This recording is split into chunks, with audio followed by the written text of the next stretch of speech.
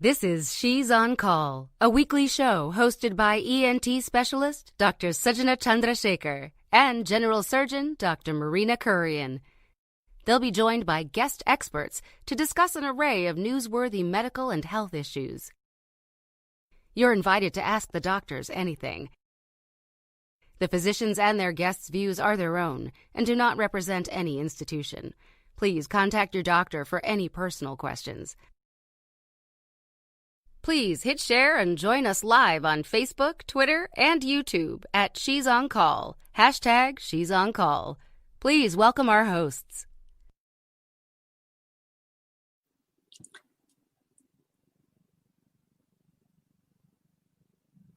Hello, I'm Dr. Sujana Chandrasekhar. I'm an ear, nose, and throat surgeon in Manhattan and New Jersey.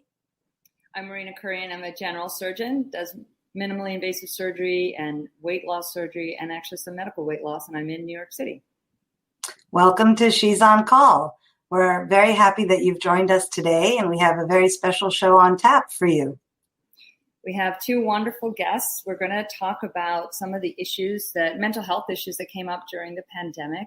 And also we're going to look a little bit boots on the ground of how our learning and teaching is different now. And our guests are Dr. Judith Chusid, who's a clinical psychologist in private practice here in New York City. She's also got a book that you're going to hear about, Success is an Inside Job. And then we also have Carmen Simmons joining us, who's a fourth-year medical student at Mahari, and we're going to be talking to both of them a little later.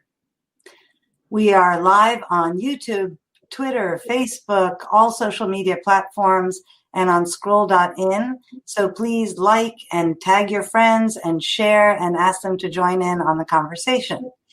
Before we meet Dr. Chusid and Carmen Simmons, we're going to talk a little bit about the medical news of the week. So unfortunately, America still leads the pack. The United States just topped 5 million COVID positive test results or tests, people who are positive for COVID. And our death rate is very high. We all know that there are issues here with testing. So the denominator of who is tested and how many tests we're doing is not well known. Meanwhile, New Zealand, which has about 5 million people in it, had its first case on February 26th and its last case of community transmission 65 days later, which is 100 days ago. So they have eliminated it from their country. Well, and it's complicated, right? When we talk about something like this, and I think, while I believe I did the quarantine. I was in for 9, weeks at home, not operating, and practiced all the social distancing and masking, et cetera. What New Zealand did is they closed their borders. And the question is, what happens when the world starts to open up again? I mean, is the plan now to wait for a vaccine, vaccinate everyone before you let people in? So it's very complicated. And I think that at least in New York and in the US, one thing that is different is maybe we're leading the pack because we're actually doing a lot of testing. And I don't know that all other countries are doing as much as we can. I believe we had a slide up on Brazil and their testing. And it's hard to say if it's similar to what we're experiencing here. And there's also that disparity, right? That certain communities are not getting as much access to testing as others. But I think you said it best that the denominator is really the issue. And we think when we look at some of the stuff from New York State, that we're at a 1% positivity rate amongst tested people, which is, I think, where everyone, all the epidemiologists and immunologists and infectious disease docs, where they are figuring that this virus will really land. Yeah, I think we're trying to find the right target scientifically so that we can actually open up our cities and our country and our world so that we can get back to whatever the new normal will end up being. On the slide from the New York Times that we had up just a second ago, you can see the hot spots around the world and in the United States. And in the US, the cases are rising the fastest in Oklahoma, Hawaii, Puerto Rico, South Dakota, Virginia, Rhode Island, Illinois, and Massachusetts. And that's after cases were going down in Massachusetts and some opening happened. So I think, Marina, you're really right about what do we do as we start opening again? How do we maintain a healthy environment for people to live and work? And I think let's talk a little bit about the new data regarding asymptomatic carriers versus pre-symptomatic carriers. Maybe you can talk to us about that a bit. I don't really want to, because I think it's confusing, but here it is. So there's a study that came out of JAMA that said that asymptomatic carriers seem to have as much virus as people who are symptomatic, raising the question about how long should asymptomatic people be quarantined. So that is so confusing, because right now we're like, okay, if you're asymptomatic, we give it like, a few days, like a week, 10 days, see how you feel. But should you be in for longer? Are we going to then look at titers and how much viral titers that they have, and when can you go out? And so we don't have the answers. And I think this has really highlighted some of the issues that we have globally, in that doctors and, the immunologists and the epidemiologists, we don't actually have all the answers, because this virus is not following a normal path. And because we can't rely on historical examples, we're really all just finding our way. And I think that, I am a mask believer. I believe in wearing a mask. I believe in, washing your hands and social distancing as much as you can when you're in public. Of course, if you're completely alone and no one's around you, you shouldn't wear a mask. But I do think that wearing masks help. We have some data that suggests that it does. Suju, if you want to go into that data. Sure. So there's the Institute for Health Metrics and Evaluation, unfortunately says that United States, which has had about 160,000 deaths so far, is on target for 300,000 deaths by December 1st. And they attribute a great deal of this to the fact that only 50% of our population is wearing masks when they are out and about in public, in stores, in crowded areas, at their workplace, let's say. If that number went to 95%, so if all of us essentially just took the small step of wearing a mask when we leave our house, that we could reduce that added 140,000 deaths by 70,000. And that's a huge number. And that means we'd also reduce the numbers of cases that we're treating in the hospitals. So a couple of graphics have come up. We're all used to no shirt, no shoes, no service when we go into establishments. And it's not that hard to also put on a mask when you're going into a store. So I think that's very reasonable. We touched on schools opening a few times in our show. Yes. My kids are going to go. This is Union College, everybody. Okay. Repping Union. But my kids are going to college. I'm driving them. We're flying, actually. We're going to fly them out there. But I think talking about schools opening in New York State, that's going to actually happen both in New York State and New York City, because our positivity rate is so low. But we wanted to talk a little bit about what's happened in other states, and specifically Georgia. So there was a couple of pictures that went viral showing very crowded hallways in a high school in Georgia. We're showing this from the back. These are children, after all. Most of these were not wearing masks because it was a mask optional mandate. They did other things. They did distancing and cleaning, but they made masks optional. What the graph on the slide shows is the positivity rate in Georgia. So Marina said New York State has a positivity rate of 1%, and all the experts say it should be below 5% to open schools. And you can see that in Georgia, it was as high as almost 15% and maybe even 17% earlier, and now it's at 11%. And that seems to be a contraindication to opening schools, particularly if there's no mask mandate. If you look at the numbers in New York, which is the next slide that we have, this shows that we had a huge high positivity rate at the beginning of this pandemic, and we've really gone down to the less than 1%, which is a very safe target for when we open schools. And we hope that as we open schools here and as people are riding the subways and going to work, that we keep that under 1% rate.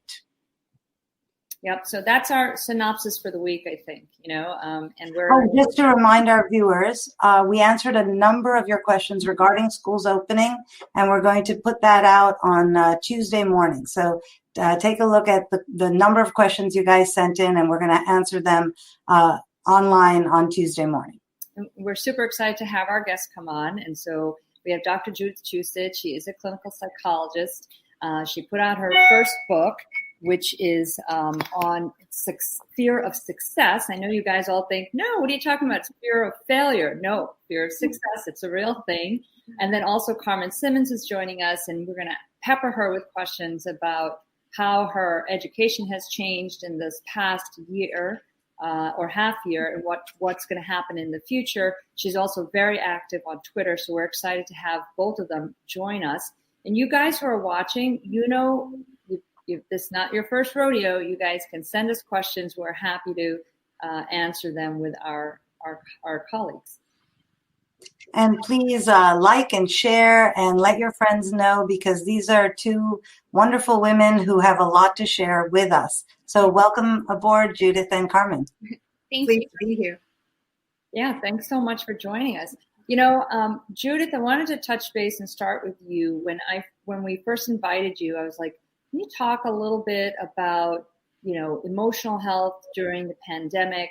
I know I carry on all the time. Judith's been on my radio show before, and I always make every session about me. I promise not to do that today. So you guys have to write and ask questions, because otherwise I'll be like, well, listen, this happened to me. What do I do? Okay. So, but, there's so much uncertainty. There was so much fear of keeping your job, losing your job, of how are things going to proceed, of being afraid to leave the house. So many different factors that impacted our mental health.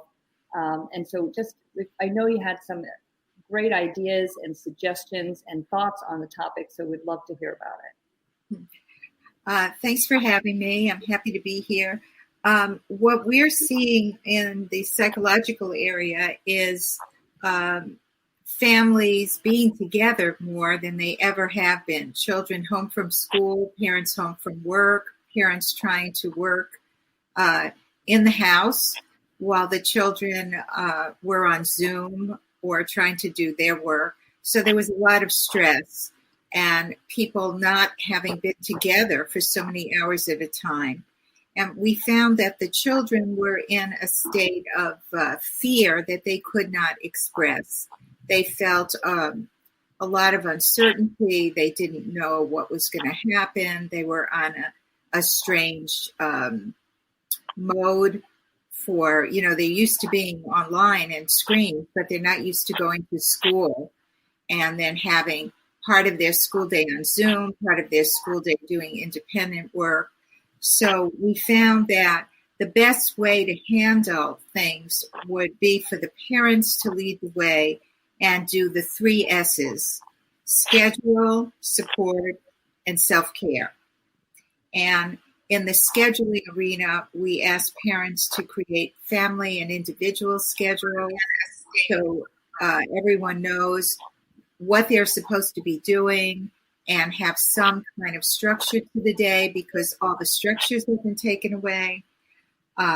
We want to advise people to put into their daily routine exercise and fun relief stressors that the family does together or the kids do together, or if you have an only child, that the only child does, maybe with their friends online. And we're advising people to get support, that the parents for themselves and help their kids to create an inner circle of support composed of trustworthy, upbeat family members, friends, and colleagues. And that's very important because there's so many stresses going on that you really need support, and you need people to hear what you're feeling and people to give you some advice. So that's very important. I love what you said about the kids being, not that I love it, I think it's terrible, but the kids being afraid to voice their fears. And I know that in some of the things we talked about, you do feel that parents have to sort of discuss with their kids some of the issues, but also model behaviors so that the kids get their stability from them. Yes. I didn't put it in my presentation, but maybe there's a way we have a feeling chart. It's called the 8 Basic Emotions. And we've given it to all the parents, and we've given it to a couple of schools that we've consulted to. And we asked the parents to keep the chart in different places in the house. So the chart has large feelings on it. That's why they call it the Big 8. Anger, fear, pain, joy, love, passion, shame, and guilt. And then next to those feelings are little words, like for anger, are you irritated? Are you annoyed? Are you frustrated? So that the children have check-ins every day where they can kind of begin to learn how to articulate their feelings. One of the problems was kids could not say, and the teens could not say what they were feeling about this pandemic. Everything has changed. A lot of the parents feel very worried about their economic situation. Some of the parents own businesses that could not be running. So they're very, very worried about what's going to happen in the future. And many people in New York left New York, actually. They either went to country houses, or some of our clients went to the mountains in North Carolina as far as they could get from populated places. And, the kids didn't have their friends around them. Not that they could have socialized, because many of the parents would not let their kids socialize in person, but they were just in strange places with no support. So we wanted the parents to help the kids articulate their feelings, and then we had to tutor the parents on what do you do now with all of this? How do all of you function together in this very, very uncertain, abnormal moment in time? Yeah, it's been a really rough road. I think, 5 months has been no joke. And I think certainly healthcare workers started with sort of a panic, anxiety that we were going to be the vector of disease to our families, and had to use many of these tools to not irritate everybody or upset everybody in the house. I wonder, Carmen, Leela Rangachar just checked in from White Plains. We have Mark Lee, who just checked in from North Carolina. Sandra Lefkowitz, who checked in from Glenridge, New Jersey. Thank you guys all for watching. Leela is starting her first year of medical school at CUNY Medical School. And I think you have been in this period of great transition, where not only are we learning about a new disease, but we are learning about different ways to teach during this disease, different ways to allow you guys to become the best doctors, so that when we get old, we have amazing doctors to take care of us. So Carmen, I wonder if you can talk a bit about your experiences at Meharry Medical College, and what do you think has changed for the good and for the bad? Okay. So I'm currently a 4th year. Actually, I am officially a 4th year as of because all of these changes happened with our curriculum. So we delayed, and we had to figure it out. So I should have been a 4th year a month ago, but Friday technically was my official last day of my 3rd year rotation. So I'm very excited about that. But actually, Meharry, so we're in Nashville, Tennessee, and we're actually the testing sites for our national population. So we've been the ones that have been administering the test. And at first, in March, the students were able to help. So me and my friends, we were out testing, and, we were all geared up from head to toe about, and I think at first people were really scared to just leave the house. So there wasn't a lot of testing at first, but then about a month in, it surged. So I think we're serving over 1,000 people a week or something. We have a lot of testing sites now. We have like at least 4 or 5. I should know that. But we have one on the main campus. We have one at our stadium and one at a Kmart, and then some other sites too as well. And we've been partnering with some local churches as well. But that first month, I would say March, we didn't know if we were going to shut down school. We didn't know what was going to happen to our rotations. I'm a third year, so it's been really tricky for us because we're in the hospital, and we have to see patients. So for a while, they took us out of the clinic. And then we started doing electives, online electives that we would be doing for our 4th year anyway. So I thought that was a really cool transition that they did. So they allowed us to keep on track. So, we were all very worried about how are we going to graduate? Is match day going to be the same day? How is, the application cycle going to work this year? What about CS? So I think the good things that happened definitely were we're still on track to graduate on time. And I think for me, that's probably super biased. But I'm really happy that I don't have to think about, will I graduate in May? And then also having that time away where we were able to do our online electives was really beneficial. I actually went home. So I think it was very interesting that you were talking about the children that were going home. So I'm currently 27, and I went home for, I would say, about a month, and with my mom. And I was really scared too, because I had been doing the testing and all this stuff, and I had no idea if I was exposed. So I did a mini quarantine, and then I went to Georgia to my family. But I will say the bad has been, you don't know which patients are COVID positive, because we have such a high amount of people who are asymptomatic and don't have any symptoms. So even when we do our screenings and we try to make sure that, so as students, we're not allowed to go see COVID positive patients or patients who are like symptomatic with the kind of stereotypic signs of shortness of breath and fever and things like that. So we're not allowed to go see those patients. However, you kind of have to treat everybody as if they're COVID positive. And at first, when we first went back, it created this dynamic where you don't feel close to your patients. It's different. You have all these things that are kind of not in the way, but you have a lot of anxiety. I think as time went on, we got a little bit more comfortable. At least I did.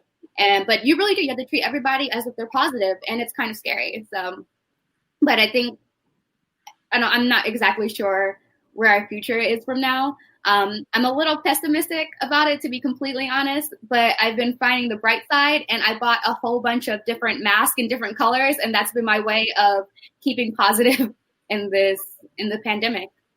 So how about Carmen, your rotations? Like, you're not going into positive patients' rooms, but this is, you weren't there, but it's very reminiscent for Suja and I. We were medical students during the HIV crisis, and we did have, that's where universal precautions came from, but universal precautions are actually not enough. We have to add the mask and the gowning, which is more than we do actually with universal precautions when we're dealing with bloodborne. Because this is respiratory borne, there's like a different level. But, I was amazed during quarantine, thinking, wow, like this is really going to shape an entire group of cohort of doctors into a new, way of dealing with this. The other thing that I think that came up during this time is telehealth. I already had a platform up and ready to go, but I know that many of my colleagues didn't. And we saw across the country, everyone scrambling to get telehealth up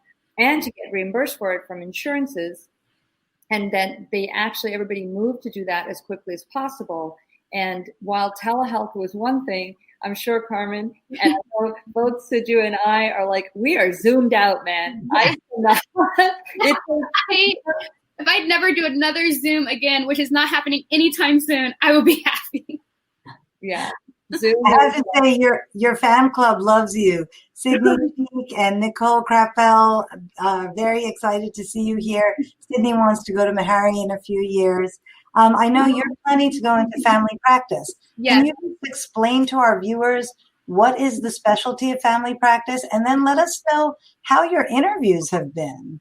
Okay. Because those are online too, right? Yeah, everything is online, which, it has its pros, but it definitely has its cons too. The pros is I don't have to leave my house and I can do my makeup up until the last minute. So that's cool. But the cons are that I'm in the house all the time. So that's a con. But yeah, speaking of telehealth, one of my electives actually was medication as treatment for our Suboxone clinic here at Meharry. And I did my research project actually about implementing telehealth. And our population is extremely disenfranchised. Over half of our population experiences homelessness. So there was a lot of questions too about how we were going to implement telehealth, how we were going to get to our patients. And especially with Suboxone, you have a lot of restrictions and a lot of requirements to dispense those. So it's been interesting. And so the telehealth has been really good though. So we have had a lot of success with it. So I'm very happy about that. And for our interviews, actually was just at the Family Medicine National Conference.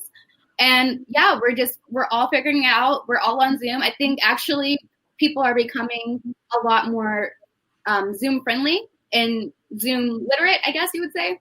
And so I think people are now doing it a lot more with ease, and people are getting more comfortable with it. But I mean, it is interesting for me personally, and I know for a lot of my friends, is that a lot of the things we would do normally on a rotation or during the application cycle is to like fill out the residence, fill out the program, the location, things like that when you're traveling and interviewing or even doing away rotations, which we're not able to do this year. So navigating where you want to go to residency is a huge question. And now it's been complicated because we don't have those experience. And it's kind of hard to kind of get a feel for a program through Zoom or through just,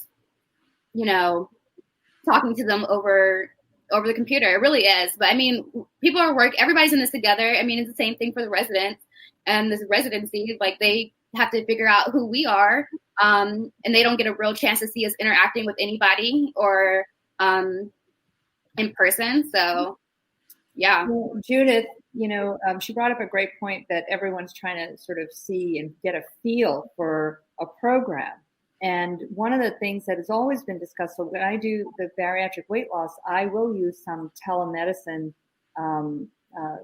psychologists, let's say. And that's been controversial in the society because they're like, no, you have to see them in person, because you get so many physical cues. But pandemic, quarantine, and now everyone's on telehealth. What are your thoughts on telehealth for psychoanalysis and helping? Because I feel like just showing up and seeing like a face is still like half the battle. I was so excited to see my patients. They were excited to see me. My kids slept till 2:00. So, I was isolated until then. They'd wake up. So it's great like people. I could talk to them online. What are your thoughts about it? Well, there's a couple of things that happened. First of all, I was seeing clients on the West Coast in late February, and I came to see my daughter in March. And two things happened. She had a bad fall, and she broke her collarbone and needed surgery just as the lockdown was happening. And I got stuck in the lockdown, and I got a compression fracture. So I actually had firsthand experience with how the medical profession was going to handle both issues. She was the only surgery the day that she had her surgery for her collarbone because they didn't do any elective surgeries. They only did, completely necessary surgeries. And I was on telehealth with my compression fracture. I went for x-rays, and then by the telehealth, they sent me for MRI to see what happened with the compression fracture. So I have a sort of experience with this, and it wasn't until recently, that I was in the office with the doctors working with my issues, and Victoria had to go in, for post-op. They saw her for post-op, there was one patient at a time. She had a mask on, she had gloves on, and then they scooted her in and scooted her out. As far as psychology goes, everyone is on Zoom, and we've had a big challenge. We have kids as young as 4. So how are we going to do the therapy session where half the session the kids talk and half the session the kids play? and we needed to do a lot of creative work for this. So I brought into my practice people who were teaching, had been on Broadway, and were teaching kids drama on Zoom and doing, activities, drama activities, and all kinds of skits on Zoom. And we brought in people who were in the occupational therapy and art therapy to do art therapy for half of the session, on Zoom. Our patients right now do not want to come to the office. I'm still in LA. It's the longest period of time I've ever been away from New York. And my daughter and I have been, quarantined together with another friend of hers. And we pretty much, except for going for groceries here and there, have just been with each other. And so I'm experiencing what my patients are experiencing.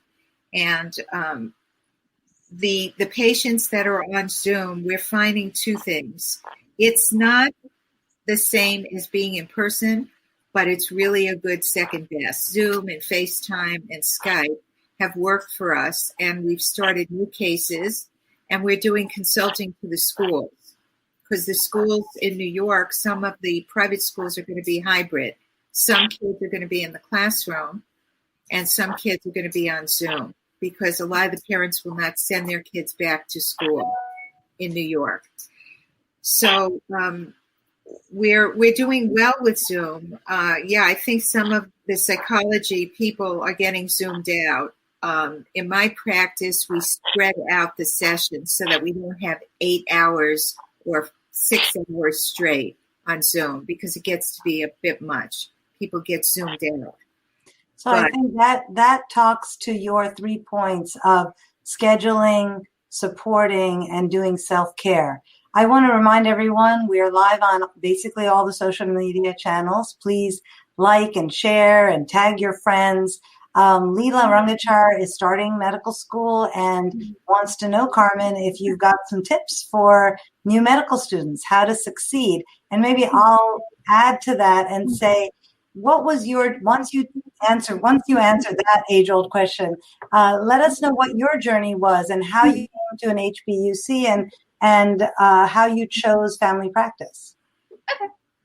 So, first of all, Leela, please go to sleep.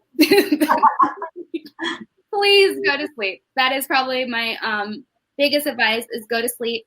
For me, my journey through medicine wasn't super direct, but it wasn't, I think it's pretty stereotypical of a lot of other people's shared stories. I was one of those, weird kids that said that I wanted to be a doctor, and that's kind of what I kept to. Actually, my grandmother, who she's watching now, actually, she took me to a dermatologist one time, and she used to wear these like big earrings, and her earlobes got elongated. And so the dermatologist, who's actually a Black woman, she let me put the lidocaine in and help cut the earlobe. And I was like, wow, this is it. This is what I'm supposed to do. And that was in middle school. So that's really where I solidified where I was going to medicine. I was like, wow, you get to do this for your job? That's crazy. And I went to college. During high school, I took AP classes, and I did joint enrollment, which I highly recommend to anybody who's still in high school to do joint enrollment. I came into college with a lot of credits, and it gave me a lot of freedom. But what happened is I placed out of chemistry and biology, the first one, or like bio 1 and chem 1. And I went straight into bio 2 and chem 2. And honestly, I just freaked out. I felt super overwhelmed, and I didn't think that I was smart enough or I could do it and everything. So I dropped the classes, and then I was like, well, that's it. I guess I can't be a doctor. I didn't take chemistry my first year, so the doctor thing is completely out of the question. And I explored a whole bunch of different majors, which I am actually so grateful for this experience, because I got to study abroad in Brazil, and I studied public health, human rights, and race in Brazil. That was super awesome, as well as I was able to explore some other things that I hadn't thought about, like marketing. And I did an internship in London. So one of these, it was a very big blessing in disguise, because it allowed me to think about other things I wanted to do. Like I said, I was so little when I said I wanted to be a doctor. I'd never thought about anything else. So I'm really glad for that time. when my senior year in college, I had a meeting with myself. And even though I really like these other things, still deep in my heart, I knew that I wanted to go to medical school and I wanted to be a doctor. So I did a post-bac, and during my post-bac, I actually became a doula as well. So a doula is someone who helps women during childbirth. And I applied. I got into Meharry, so I'm really thankful about that. Meharry's been a huge, Meharry is so culturally impactful for my community as an African-American woman and as somebody who's been interested in medicine for a really long time. So I was super happy to go to Meharry. They have such a great legacy. Almost all of the African-American doctors that I know, especially older ones, went to Meharry. So that's why I'm here. So really, you want to be an ENT because you wanted to repair ear lobules. That's all I heard. And then I heard a lot of blah, blah, blah. Lobules? Look at you. I thought they were just lobes. Now they're lobules. Lobules. We do want to talk. Guess what I have? Mm-hmm. Can I see this? Oh my goodness. As soon as I heard Judith's book was out, I've known Judith for a long time, and she's been working on this book for a long time. And I've not finished it yet, but I'm into it, a few chapters in.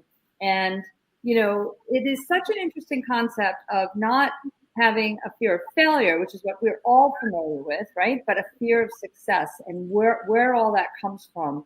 So I want to have her Judith, please just discuss a little bit of how, this whole concept came up in terms of, your work with athletes and your work with corporate America. And you're also doing a lot of individual and family work as well. Right. Thanks. Yeah, I'm so happy. You and I have been talking about this book since 2011. It took 10 years to finish the book. And it's pretty much everything, all my research and everything I know about how to overcome any kind of block that would prevent you from doing the career or creative endeavor that you are meant to do. Just like Carmen was saying, she knew in middle school what she wanted to do. A lot of people are afraid to go to the top of their game. But I'm finding in COVID. So I think Judith froze. Oh. No. Go ahead. Start again, Judith. I'm finding in COVID that a lot of people are rethinking their life. Am I in the right job? Am I living in the right place for me? And what do I want to do next? And so I think the book is coming out at a very interesting time because the book covers any kind of career issue that you would have. If you're not clear about your vision, if you want to make a career transition, if you've been underachieving, if you're at the top of your game and you find that you're doing something that's self-sabotaging. So we hear about this in the news all the time, a Tiger Woods or a Lindsay Lohan, or someone who's at the top and then sort of does something self-destructive. So I think that the book is timely, and most people don't know that they have fear of success. When you ask them, they'd say, I'd be very happy to be successful. That's not my problem. My problem is this, my problem is that. But actually, fear of success is most people's problem. And an interesting statistic is that of all the children and adolescents that are identified in their young years as gifted and talented, less than 8% use their talents and gifts as an adult. Wow. So that means that we have a huge societal problem where people are not self-actualizing.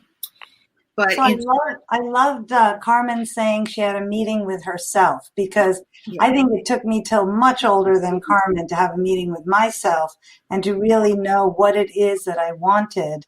One of my friends said to me, you're having a show about fear of success. I bet you don't have that. And I said to her, you have no idea how many fears I have that I tamp down and I proceed. But maybe, Judith, there's a thing called imposter syndrome, where once you've succeeded, you look in the mirror, people look at you and you look like you belong, but you look in the mirror and you don't see that person. You see someone who got in because she's Indian or because she's a token or because somebody liked her, but not because she belonged there. I wonder if you can talk to our viewers about imposter syndrome and how it contributes to that fear of leaving the pack and rising above. Yeah. Well, the imposter syndrome really is a self-esteem issue. It's composed of self-doubt, lack of confidence, and unresolved esteem issues. And so that when one gets to the top of their game or they start achieving, they're wondering, why me? And how did I get here? And do I really deserve this? But it's really an unresolved self-esteem issue. And so it's not that they really don't feel that they belong there. It's that they're full of self-doubt. And I have to tell you, I've dealt with the cream of the cream. I've been a sports psychologist to professional athletes. I've worked with CEOs in business. I've worked with over 60 of the who's who in Hollywood. And it's just pandemic that people feel self-doubt, even if they're highly talented and have a legacy and a history of succeeding. There's so many people that have self-doubt, and a lot of people, and it kills some people. It killed Philip Seymour Hoffman. It killed Heath Ledger.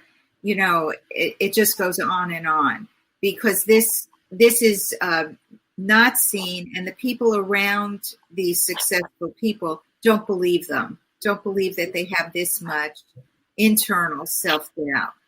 So I think it's something that people can work on, and we've had a lot of success with helping people in a relatively short period of time, within a year, begin to turn this around. This is a very long-term problem that someone brings with them from the time they're a kid. And we're finding now, I knew that I wanted to be a psychologist at 5.5. And in the book, I tell the story of how I got a group of kids in my neighborhood together to talk about their feelings. And we're finding that if we give kids a chance to talk about what they want to do, that quite early in their life, they know how they want to use their talent or their gift or what they're interested in, you know, where their focus is. So I think I appreciate that. I think we have a great question from Tacey Silverberg-Orion. And she says, how much do you think internalized or institutionalized racism plays in imposter syndrome? So I'm going to actually address this to Carmen, because I think, Carmen, you've had some good self-talks, which other people have commented on that they appreciate. But then you chose a place that was designed to be supportive for people of color. So can you talk to us a little bit about why Meharry, why a historically Black university, and what you think you may encounter in the future as you go on to more successes? Yeah. So like I previously mentioned, I'm from Atlanta, and Atlanta has a huge professional African-American society. I don't want to say society, but I mean, it's everywhere. So for me, I'm very fortunate that I never had that. I never saw any doctors that looked like me. My pediatrician was a Black woman. Like I said, my grandmother's dermatologist is a Black woman. There's just there's so many Black doctors in Atlanta or Black professionals in general that for me, I didn't grow up seeing that it couldn't be achieved. However, when I went to North Carolina for undergrad, I realized quickly that Atlanta's not the same everywhere. Like, that's a very unique thing to Atlanta. And I really didn't realize that. I truly didn't. And I can understand how my friends and other people who were interested in medicine, you know, they may have not seen a Black doctor or not in person or like, you know anybody that is a Black doctor. And that hurt my heart. Like, I'm so fortunate. But I never felt that way, that I couldn't do this because I've never seen anybody who looks like me who did it. It was just something, it was another job that people had, just another job, and that one that I wanted. So I think it really does play into like that thing, like if you don't see it, you don't know you can do it. And it's not that it's impossible. It's not that it doesn't happen. It just makes it a lot harder to visualize the path and visualize yourself going on that path. So it has a lot to do with it. And I chose Meharry because, one, like I said, it has such a historical impact in my community. Almost every Black doctor, especially the older ones, they all went to Meharry. It's, kind of the end-all, be-all school for Black doctors. So that's something that's really personal to me, as well as their mission. I feel like they're very mission-oriented, and it's not, they don't just say that they're mission-oriented. They do it. We work with the underserved. That is our population. That is the population that we've always worked with, and we always will continue working with. And of course, does that come with some other stuff? Yeah. So sometimes we have to realize resources aren't equitable, and how do we navigate that? So for me, coming to Meharry was twofold. I love it here. I feel supported. I have lots of friends and doctors and attendings and residents and staff that look like me, who support me, who can understand my cultural aspects, as well as they're working with They're working with the African American population, and that's their goal, and as well as others that are underserved. So it's where my heart is, and what I want to continue to do. Yeah, I think you joining in family practice is definitely that. I think across the country, family practitioners take care of the majority of Americans, and I think that's incredibly important. We're talking a little bit about, you said, the disparities of care and access to care. Yes. We had a couple of weeks ago talked about that whole hashtag Medkini crisis, right? There was an article that was basically looking at vascular surgeons, recent graduates, and pointing out inappropriate social media posts. And this is something actually from you that you popped up in response to that. And there's so much about this picture I love, but why don't you guys were celebrating something, and also I think you made a great point against the profiling and the bias that's inherent to some of that research. Carmen. Yes. So this picture we took after we took step one. For those who are not in the medical field, step one is the scariest, most horrible, awful exam ever.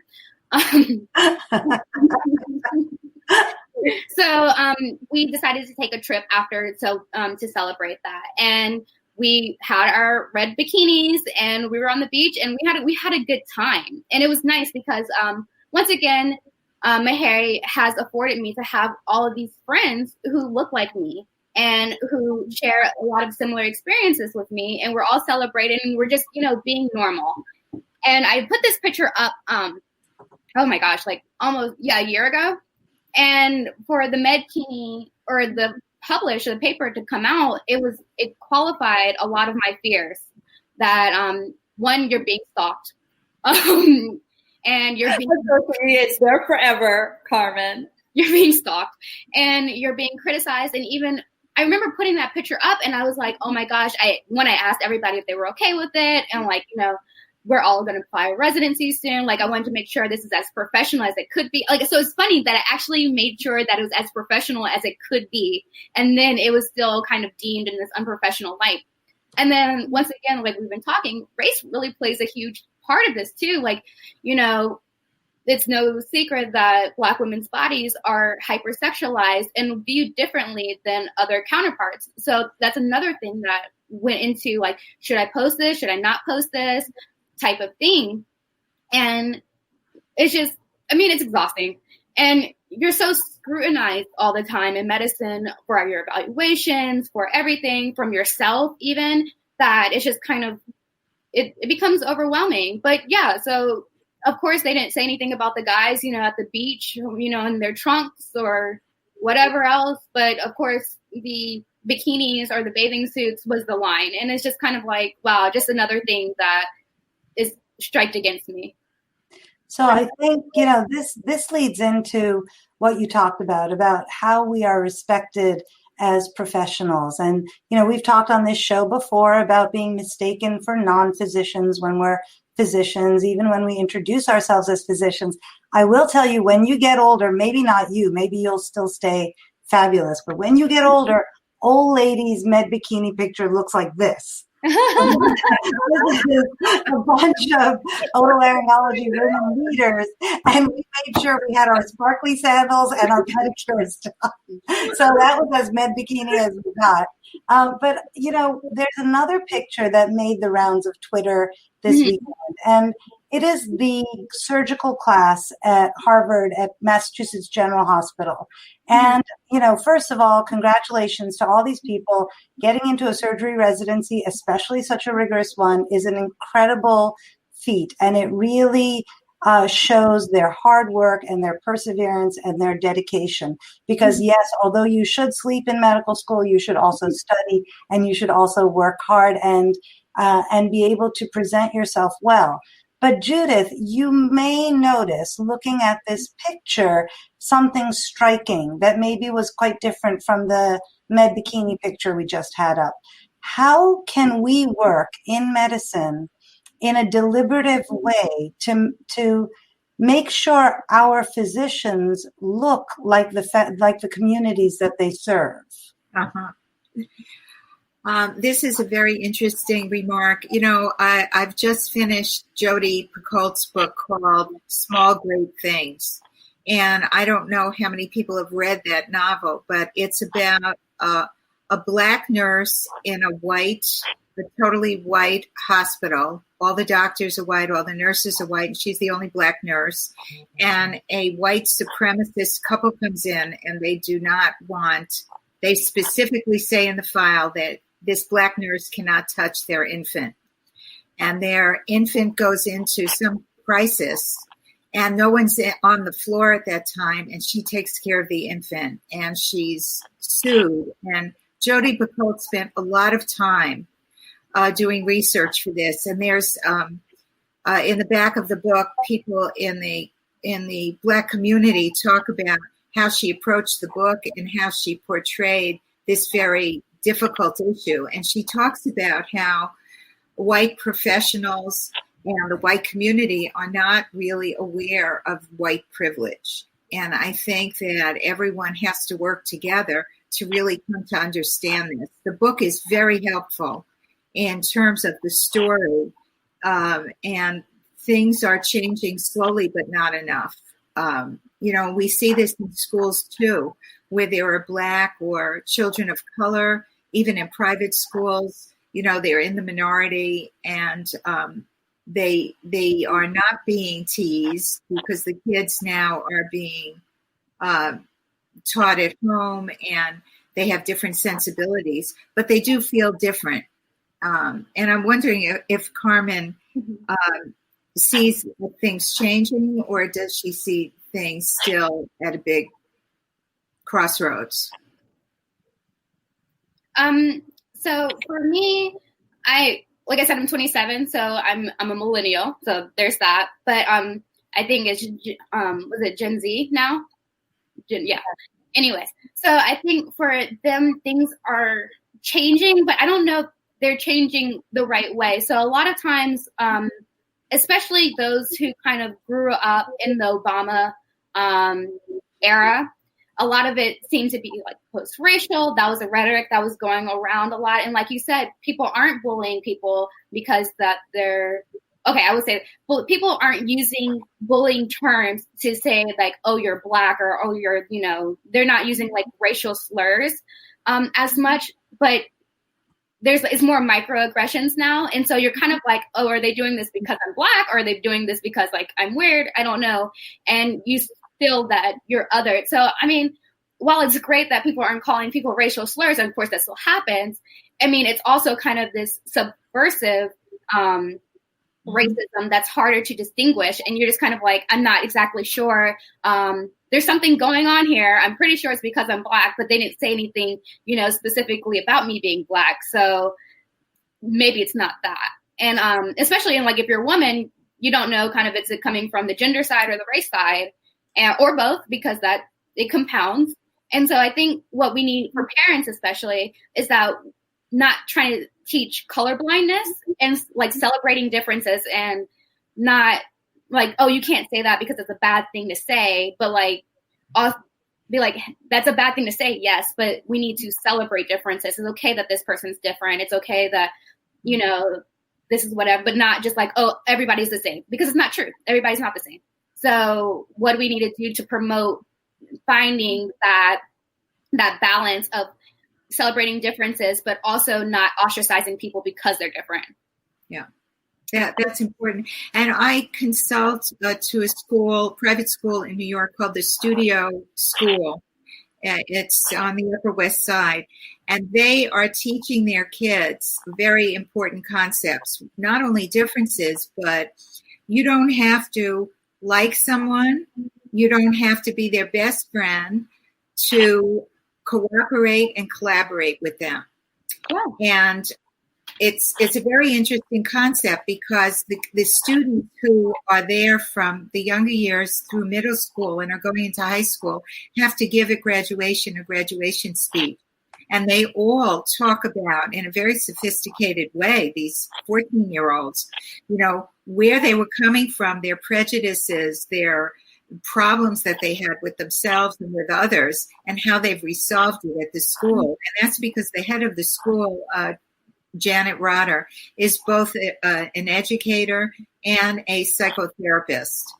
And the whole school has the ability to work with resistance and all these different issues that kids have to get over so that they can have a diverse kind of social life and thought life.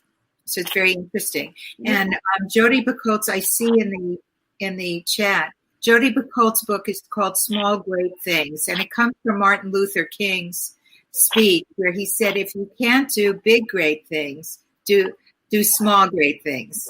And the book is, the novel is very interesting, because in the back of it, all the major people who are talking about racism and diversity are in the back. They've interviewed her, and she was very concerned about the Black community.